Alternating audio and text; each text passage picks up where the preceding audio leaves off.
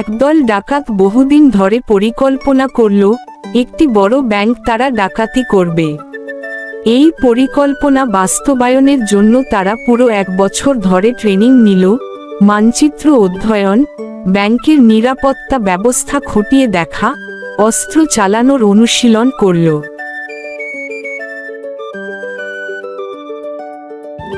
শোনো সবাই, এই ব্যাংক লুট করতেই হবে। আমাদের 1 বছর প্রস্তুতি নিতে হবে। কোনোভাবেই আমরা কেউ যেন কোনো কিছুতেই ভুল না করি, তাহলে সবাইকে এই ভুলের মাসুল দিতে হবে। তাই সবাইকে 1 বছর ট্রেনিং দিতেই হবে, সেটা যে করেই হোক। সর্দার, আমরা প্রস্তুত আছি। তাহলে আজ থেকে ট্রেনিং শুরু করে দাও।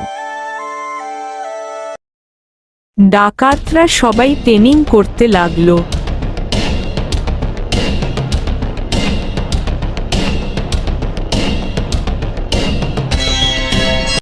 তারা ব্যাংকের যতগুলো দরজা আছে, কিভাবে ঢুকবে, কিভাবে বের হবে,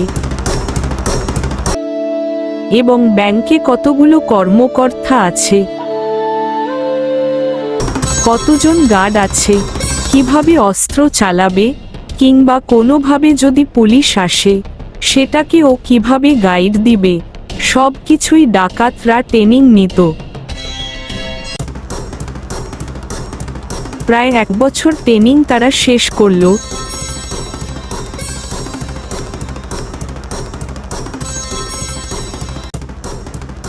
এখন শুধু সময়ের অপেক্ষা।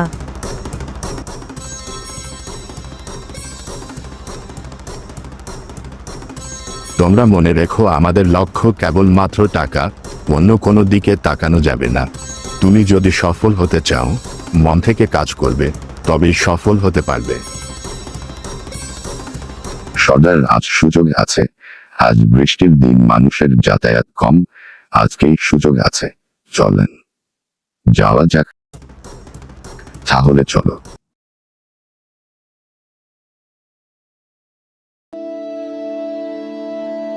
আমার লোক তোমাদের ব্যাংকের সবাইকে ঘিরে ফেলেছে। তোমাদের আমি বলছি, আমার কথা মন দিয়ে শুনো। তোমরা আমাদের সাথে কোনোভাবে কোনো চালাকি করবে না। মনে রাখবে, টাকা গেলে যাবে সরকারের, কিন্তু প্রাণ গেলে যাবে তোমাদের। কেউ যদি কোনো চালাকি করো, তবে আমি 1 সেকেন্ডও দেরি করব না গুলি করতে। তাই আমি বলছি, সবাই নীরবতা পালন করবে। টাকার গুদামের চাবি নিয়ে একজন আসো আমার সাথে। তখন একজন চাবি নিয়ে আসলো, টাকার ঘর দেখিয়ে দিল। একজন মহিলা খুব সুন্দর, তার দিকে একটি ডাকাত চেয়ে তাকলো। এই দৃশ্যটা আবার সর্দারের চোখে পড়ল। এই, আমরা টাকা নিতে এসেছি, কারো ইজ্জত নয়। তুমি শুধু মনে রাখবে, আমাদের উদ্দেশ্য একমাত্র টাকাই, অন্য কিছু নয়। ডাকাত দল টাকার গোদামের ভিতরে গিয়ে ব্যাগ ভর্তি টাকা নিয়ে আসলো। অল্প সময়ের মধ্যেই তারা ব্যাংক থেকে বাহিরে গিয়ে তাড়াতাড়ি গাড়িতে উঠে চলে গেল।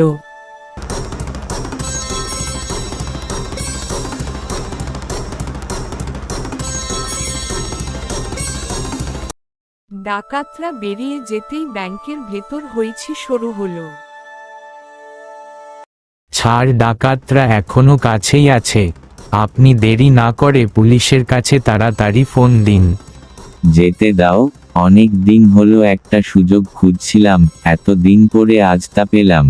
আর এখন যদি আমি পুলিশকে ফোন দেই, তাহলে নিজের পায়ে নিজেই কুড়াল মারলাম। আচ্ছা, সে কথা বাদ দাও, এখন তুমি দেখো টাকার গোদামে আরো কত বস্তা টাকা আছে, তাড়াতাড়ি যাও।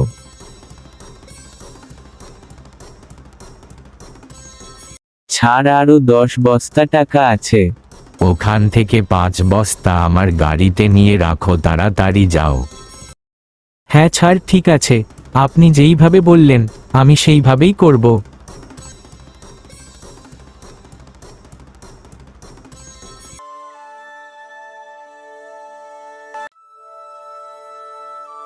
সেই সহকারী অফিসারের জন্য 5 বস্তা লুকিয়ে গাড়িতে নিয়ে রাখলো এবং নিজের জন্য আরো 2 বস্তা লুকিয়ে রাখলো।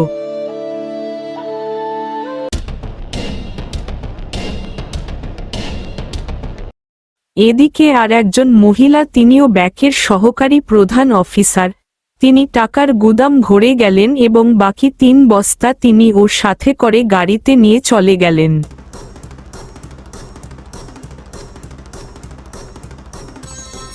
এইদিকে ডাকাতরা তাদের আস্তানায় ফিরে এসে খুব আনন্দিত। সর্দার আগে টাকা গুনে নেই, তারপর নিজেদের মধ্যে টাকা ভাগ করে নিব, কি বলেন সর্দার? এখন নয়, একটু পরেই দেখবে টিভি নিউজে জানিয়ে দিবে যে আমরা কত টাকা লুট করেছি। তারা টিভিতে নিউজ চালালো। আজকের তাজা খবর, শহরের সবচেয়ে বড় ব্যাংকে ডাকাতি হয়েছে। জানা গেছে এটি একটা বড় গ্যাং। ব্যাংকের টাকা অফিসাররা হিসাব দিয়েছেন মোট 40 মিলিয়ন টাকা ডাকাতরা নিয়ে গেছে। তবে ব্যাংকে কোনো ক্ষয়ক্ষতি হয়নি, তবে ব্যাংকের প্রধান অফিসারকে আহত করেছে ডাকাতরা। এই ছিল আমাদের আজকের খবর। আবার দেখা হবে। এতক্ষণ আমাদের সাথে থাকার জন্য আপনাদের সবাইকে ধন্যবাদ। সর্দার, আমরা তো 20 মিলিয়ন টাকা এনেছি। আমি ওই অফিসারকে জিজ্ঞাসা করেছিলাম, ও বলেছে এখানে তো 20 মিলিয়ন টাকা। আমরা তো একবার গুনেও ফেলেছি, দেখলাম এখানে 20 মিলিয়ন টাকাই, তবে কেমন করে হলো 40 মিলিয়ন? সব বুঝেছি। আমরা 1 বছর পরিশ্রম করেছি, দিনরাত কাজ করে। এই কাজে যদি একটু ভুল হতো তাহলে আমাদের প্রত্যেকেই সারা জীবন জেলে থাকতে হতো। অথচ শিক্ষিত অফিসাররা কাগজে কলমে হিসাবকে দ্বিগুণ করে দিল। আমরা ডাকাতি করে 20 মিলিয়ন, তারা শুধু কলমের খোঁচা দিয়ে 20 মিলিয়ন টাকা হাতিয়ে নিল। কেন যে লেখাপড়া করলাম না? এই গল্প থেকে আমরা কি শিখলাম বন্ধুরা, বলো তো? এই গল্পে আমাদের শিখায় জ্ঞান ও শিক্ষার শক্তি বন্দুকের শক্তির থেকেও অনেক বড়। লোভ আর প্রতারণা শেষে কাউকে রক্ষা করে না। একটা কথা মনে রাখবে, শিক্ষা না থাকলে মানুষ নিজেই নিজের ক্ষতির কারণ।